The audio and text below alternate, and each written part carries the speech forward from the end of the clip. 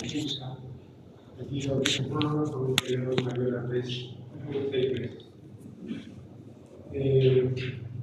Nosotros también con una evidencia clínica, bioquímica, epistológica, de todos esos conceptos, esos conceptos o esos tres ítems son muy importantes. Y deben formar más de 6 meses. Este concepto de probabilidad es un poco clínico y se basa pues en la duración de la alteración funcional que debe como se dice ahí, por 6 meses. En algunos casos puede progresar a varios de estación previa de la cirrosis de la hepatitis crónica. Muchos quedan en estado de hepatitis crónica, otros progresan a la cirrosis, otros llegan a la cirrosis y se van a la carcinoma. Es un proceso evolutivo de la enfermedad.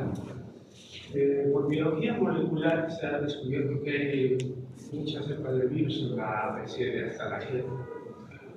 Pero el 90% de los casos de hepatitis crónica es los virus B y C y D. Enfermedad hepática crónica le sigue hipertensión, hígado graso debido no debido al consumo de alcohol. Es otra de las cosas frecuentes, eso se da en otro tipo de pacientes, por ejemplo, los que son obesos, que tienen hipertensión, etc. Pero otras etiologías, por ejemplo, la hepatitis autoinmune, que son más frecuentes, y todos los medicamentos históricamente podrían producir algún daño hepático, ¿no? Sobre todo el hidrolón, isomecía, el glifosato, el glifosfato, el nitrofurantoína, que todas las mujeres con mucha frecuencia para la infección urinaria, y el paracetamol, que es una forma paracetamol, pero sin embargo, tiene que ver mucho con la dosis. Paracetamol para reducir lesiones tiene que ver con unos consumos de 12 gramos por día, entonces no es tan frecuente. Entonces, déficit de alfa-1 antitrypsina, que es hereditaria al igual que la hemocromatosis y la enfermedad del mismo. Enfermedad celíaca, hemocromatosis, coraquitis viral primaria, antes se llamaba cirrosis viral primaria. ¿Qué te mando? ¿Qué te mando?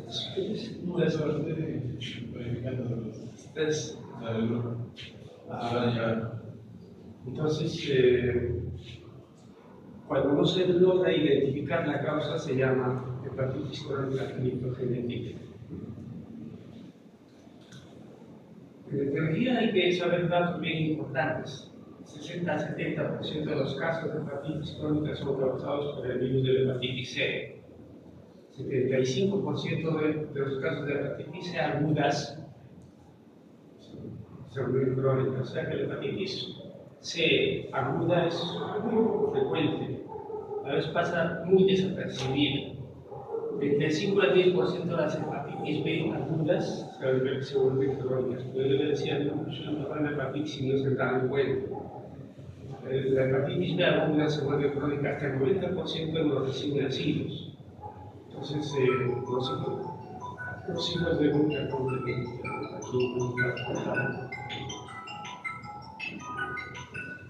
Esta es la asesoría. Entonces, la hepatitis delta solo se presenta con coinfección con hepatitis B, sola no existe. La hepatitis C puede ir a cronicidad cuando hay una inmunodepresión, y la hepatitis A nunca va a dar cronicidad. La hepatitis asociada a la disfunción metabólica ocurre en personas, como mencionaba, con sobrepeso, diabetes, hipercolesterolemia, puede conducir a un proceso inflamatorio crónico y luego llegar a la cirrosis. Pero la fisiopatología de esta enfermedad es muy importante recordar, eso solo en estudiar fisiopatología. Pero las células de Kupffer estimulan a las células de hito, estas células de hito pierden su función y se convierten en miofibroblastos. Estos miofibroblastos van a producir cantidad aumentada de colágeno 1 y 3 y también algunos glucoproteínas y glucanos, y proteínas que son de la matriz celular, ¿no? Que son activadoras y mediadoras de la fibrosis. Eso es bien importante, ¿no? Para las células de Kupffer, hepatocitos, lesionados y plaquetas y algunos leucocitos se agregan, y estos van a producir especies de oxígeno reactivo y mediadores inflamatorios. Esta es la clave de todo el proceso que lleva la hepatitis crónica, ¿no?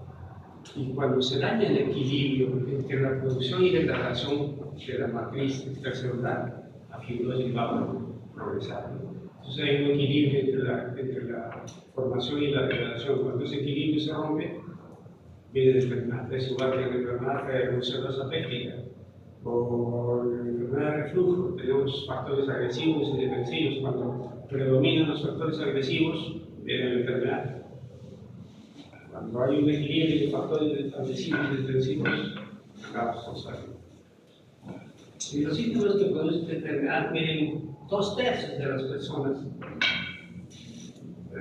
aparecen de una forma muy gradual y a veces sin ningún síntoma. Hasta que uno va a encontrar una cirrosis. Y a veces tampoco la cirrosis no da síntomas, sino que por algún problema el paciente va a hacerse un control y le encuentra varios esofagos. Ahí empieza todo el desarrollo del paciente en el estudio de la enfermedad. El tercio restante se desarrolla o van a desarrollar un episodio de hepatitis vírica aguda, que como les había mencionado ya puede desaparecer o puede dar alguna conexión.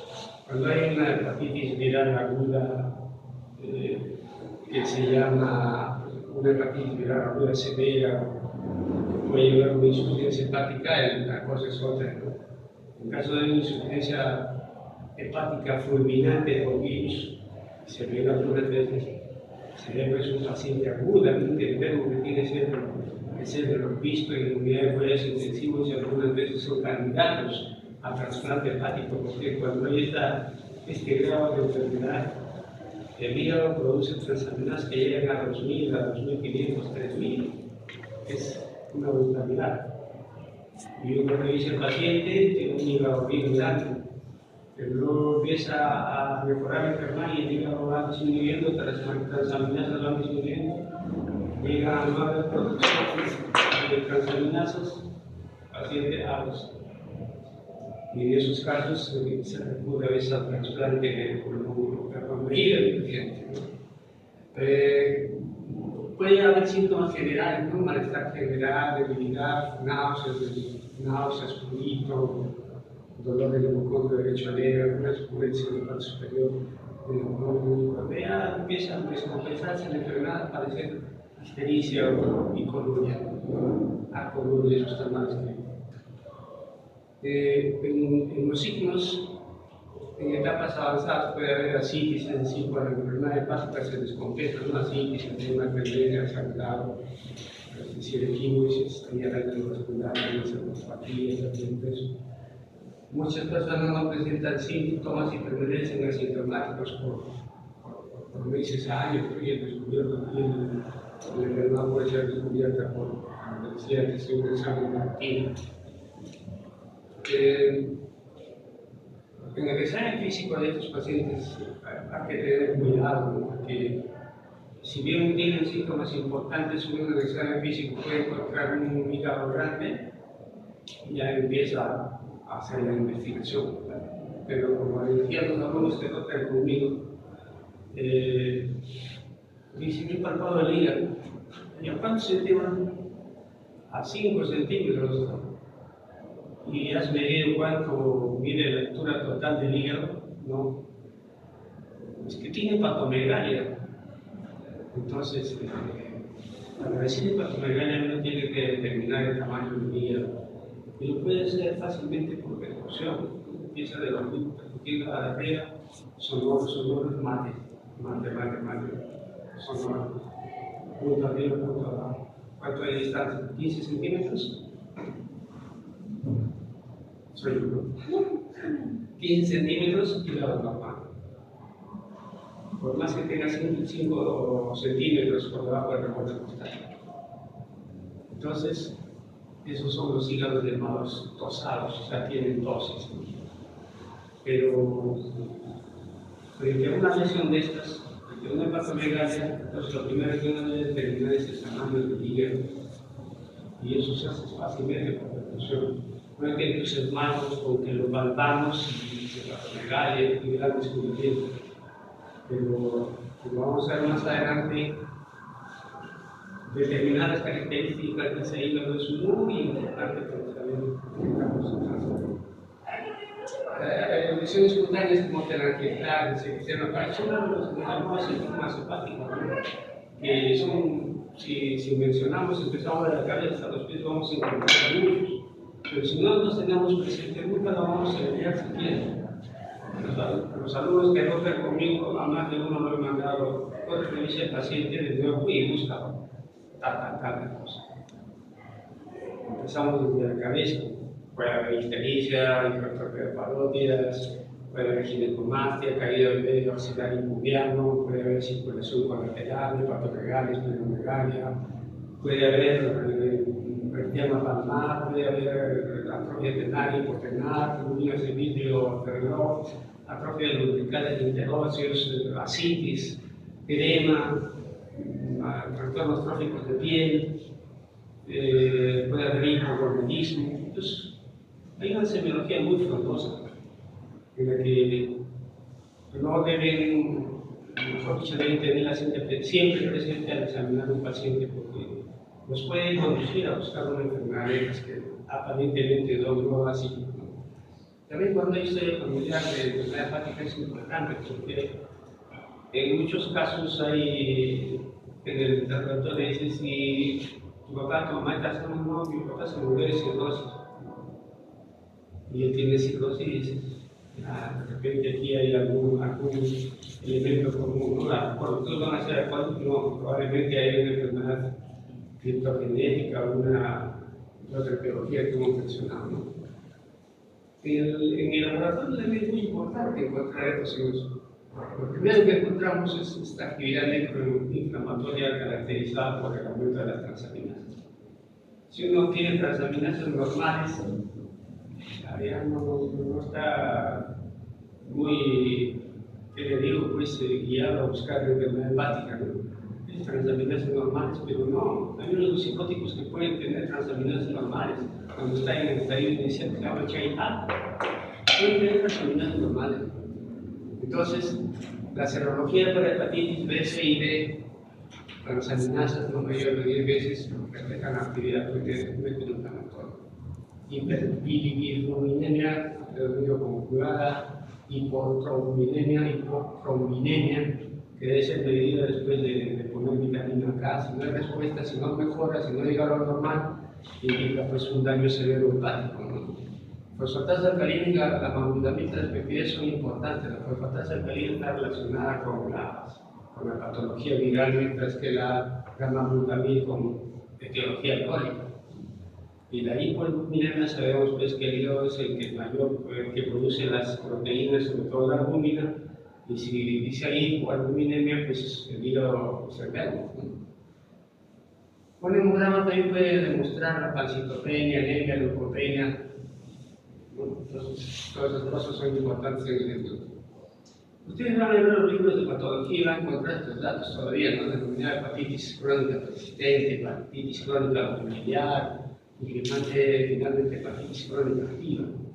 Esos términos están dejándose de lado y están siendo sustituidos por términos que dicen más la etiología de la enfermedad, por ejemplo, ¿no? Si está relacionado con virus, si está relacionado con alcohol o con cuestión metabólica.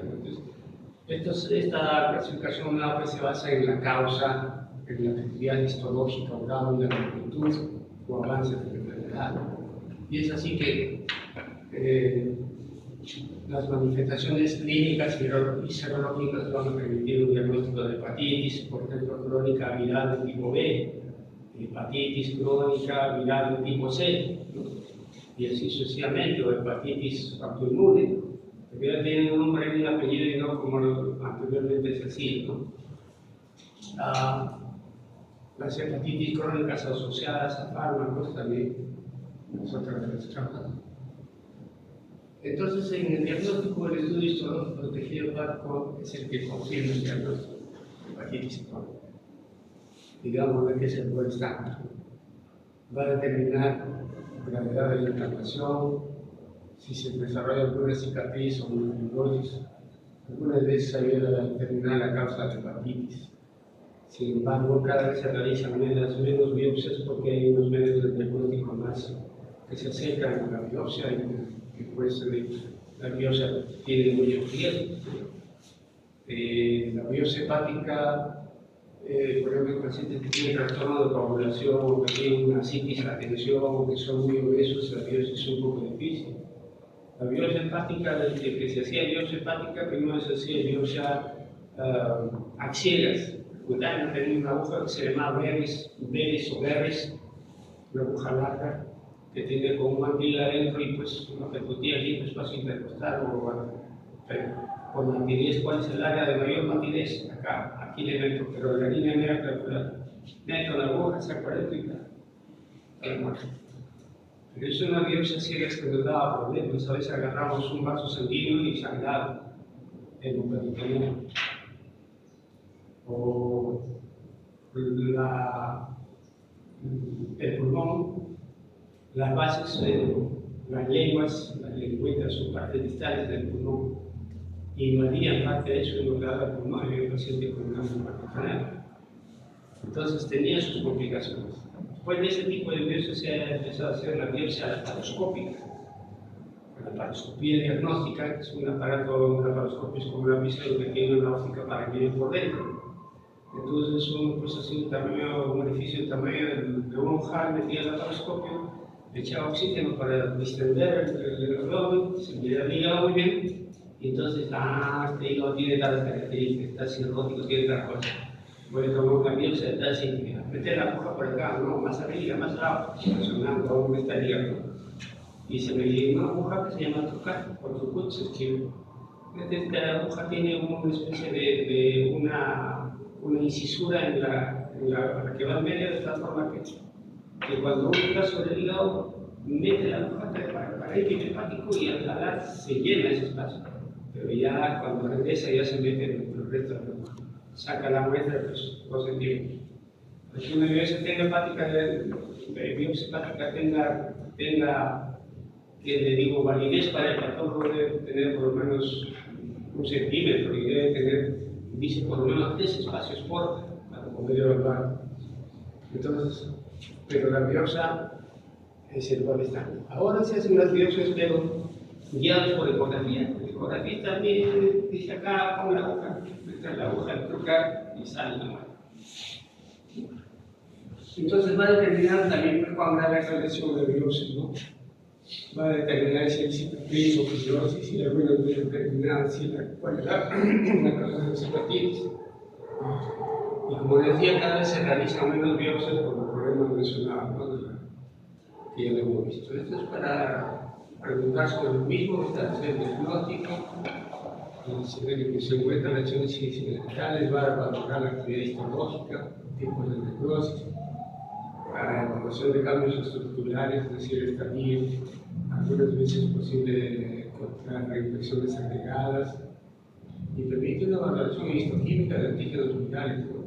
Y también para monitorear la metapémica. Y este es el famoso metavir. En el metavir ustedes pueden ver el proceso inflamatorio, el proceso fibrótico solo en el espacio corto. Acá no me fui.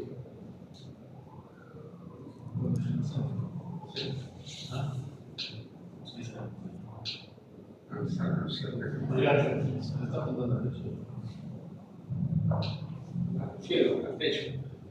Acá pueden ver que la fibrosis solo se circunscribe al espacio corto, ¿no? Estos son los espacios cortos. Y estas son las venas, los vasos sanguíneos. Como ustedes ven en el metavir, la fibrosis solo se circunscribe al espacio corto. Las venas o los vasos sanguíneos. En el vena, el proceso fibrótico traspasa el membrana limitante. Hay un proceso periportal. Los vasos siguen estando débiles. Uno que otro trayecto fibroso muy ocasional. Corta. PNC, se llaman fibrosis encuentra, corta, y ya los vasos están comprometidos. Y en el D, pues, es una cirrosis ya completamente establecida. Realmente las pruebas a realizar son de lo más variadas, ¿no? La ecografía, la fotografía por ecografía, la fotografía por resonancia magnética. También hay análisis pues, para medir determinados marcadores que indican fibrosis o extensión, ¿no? Chain-Poo, que tiene varios criterios, y el API, es un poco usado. Pero la humilde ecografía, que está en todos los lados, en la esquina de la casa, y es un examen que ha venido a ayudar bastante en el diagnóstico de esta enfermedad. Finalmente la ecografía es un arte. Mientras un ecografista hace más ecografía, tiene más experiencia, puede encontrar y diagnosticar más cosas que uno que no tiene experiencia. Entonces, una ecografía humilde, como les digo, les puede dar el tamaño del hígado, cómo está la superficie del hígado, cómo está el borde del hígado, si hay lesiones advergentes o no. Lo que no les puede dar es la sensibilidad que tiene ese hígado, si es doloroso, no es doloroso. En la cirrosis compensada y sin complicaciones, pues el hígado es de tamaño normal, como ya he dicho, de dimensiones. También puede haber una cirrosis con hígado pequeño, que siempre tiene que ser hepatomegalia, o con hígado de tamaño normal. Pero lo que determina, la semiología que determina que cirrosis son los hallazgos que tiene la superficie y los hallazgos que tiene el borde. Entonces, clínicamente uno debe palpar ese hígado y buscar ¿qué? En primera instancia, el borde. El borde de una superficie o el borde de un hígado alterado no es afilado. ¿Cómo? La superficie de un hígado normal es lisa. Y un hígado enfermo, la superficie es irregular. La textura, la consistencia de un hígado sano es blanda, de un hígado enfermo es dura. Puede haber sensibilidad de todas cosas, aumentar, de un hígado enfermo, de un hígado sano, no. Puede expandirse por los movimientos respiratorios normalmente. Cuando uno inspira, el hígado desciende, cuando expira, asciende. Y si ese hígado durante su movimiento respiratorio no se mueve, se mueve muy tarde. Entonces, la presencia de neurófilos es muy importante.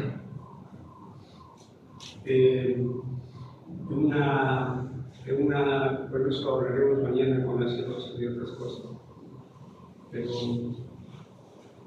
estos resultados o otra oportunidad por parte del gobierno está en la astrografía, por pulso unidimensional. Este examen tiene dos características. Utiliza un pulso mecánico de vibración y utiliza una onda de ultrasonido. Entonces, primero es la onda mecánica de vibración que se transmite a través de todo el tejido y la onda de ultrasonido va a medir la velocidad con que se propaga. Mientras el tejido es más sólido, más rápido se transmite. Mientras más blando, más lento se transmite. Entonces, la velocidad de propagación de la onda elástica es proporcional a la rigidez del tejido. Cuanto más duro es, más rápido se propaga. Ese resultado se mide en kilopascales. Entonces, la elastografía de transición, como he dicho, la medida cantidad de tejido fibroso que existe en el hígado. Un valor normal de una elastografía es 5 kilopascales. A menos, pero cuando está con 8 kilopascales ya significa que hay cierto grado de fibrosis.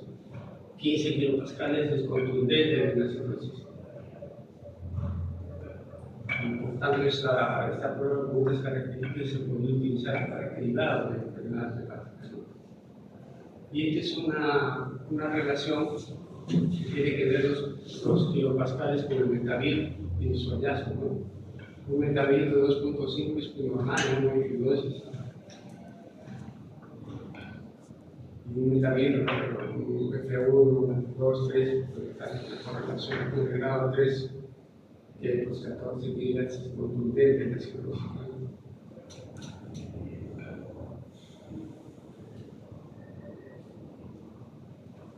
Entonces, la infección por virus de hepatitis B tiene fases de evolución, ¿no? Básicamente tenemos que buscar esta presencia de hipertransaminasemia, positividad del virus de la superficie, positividad para el anticuerpo contra el antígeno D y negatividad del antígeno.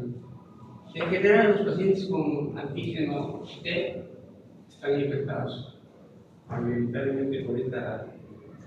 Pero algo que les quiero que entiendan que razón para el diagnóstico de la hepatitis B, seguro que les van a hacer una clase teórica o pero tienen que tener en cuenta algunos criterios. Aparte de las transaminasas, cuando ustedes evalúan un set de hepatitis B, tienen que buscar las siguientes cosas. Antígeno de superficie, positivo. Antígeno E, positivo. Inmunoglobulina M del anticuerpo, positivo. DNA del virus de la hepatitis, positivo. Es el cual estándar de la ADN. Cuando el paciente se cura o controla la enfermedad, desaparece el antígeno de superficie y aparece el anticuerpo contra el antígeno de superficie. El antígeno E desaparece y aparece anticuerpo contra el antígeno. La inmunoglobulina M desaparece y aparece inmunoglobulina G. Y el DNA del virus de hepatitis D desaparece. Paciente curado.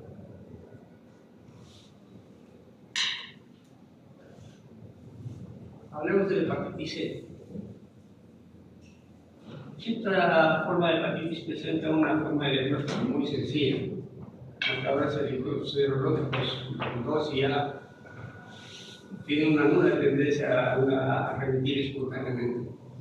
Indican cronicidad de cuerpos contra el antígeno, anticuerpos contra el virus de hepatitis C y hipertransaminasemia y presencia del ARN, porque el C es un ARN.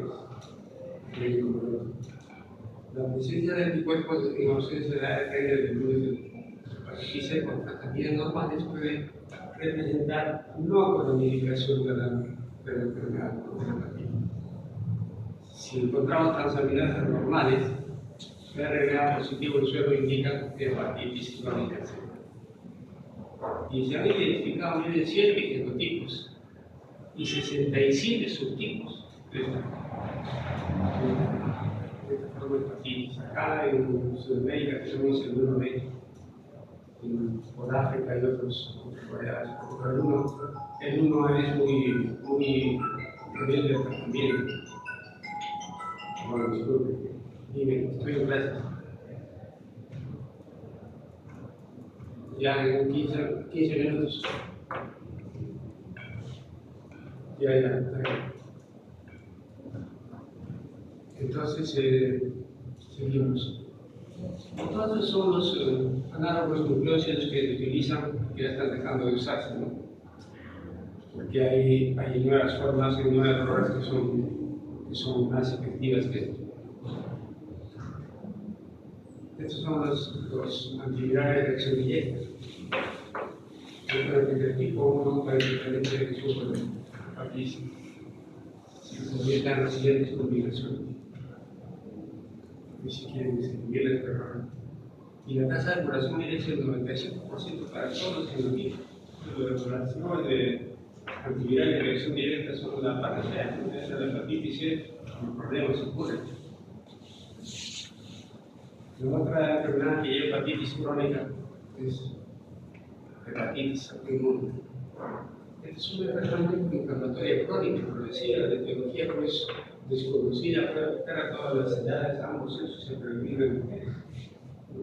Se caracteriza principalmente porque tienen vínculos de anticuerpos mayor de 40 de ANA y ASO, antinucleares y antimuscularizos.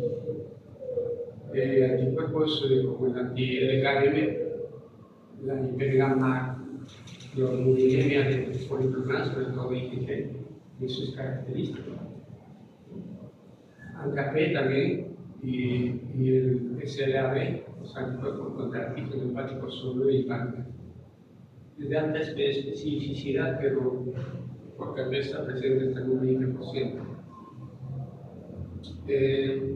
En la biopsia de esta enfermedad es muy importante el fenómeno Rosetta.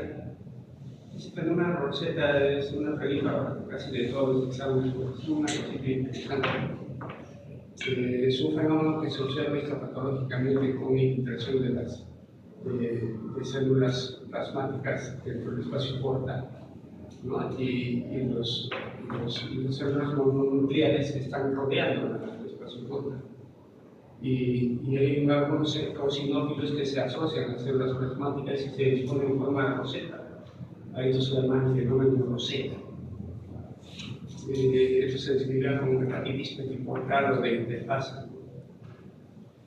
El tratamiento de esta enfermedad naturalmente es con corticoides, también de por vida, como las daqueprinas también pueden utilizarse y raramente se puede. Y el tratamiento es de por vida, como les digo.